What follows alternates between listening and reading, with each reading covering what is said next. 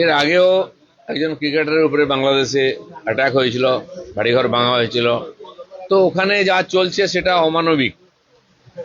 সরকার আসার পরেও, কারণ সরকারকে ওরাই এনেছে যারা সরকারকে চালাচ্ছে, আর তার জন্য তার থেকে বেশি কিছু আশা করা যায় না।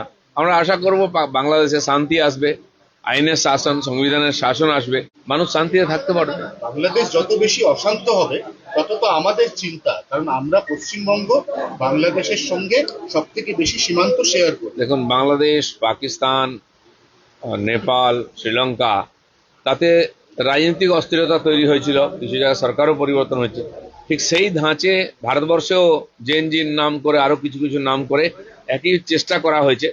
কিন্তু যারা এটা করছেন বিদেশি দ্বারা অনুপ্রাণিত হয়ে, বিদেশের সহযোগিতায়, তারা জানেন না ভারতবর্ষের সমাজ অনেক স্থিতধী, অনেক পুরনো এখানকার কালচার। তারা হঠাৎ কারো কথায় নাচেন না। কিছু অর্বাচীন লোক লাফালাফি করেছে, তাদেরকে আইনের সামনে আনা হচ্ছে।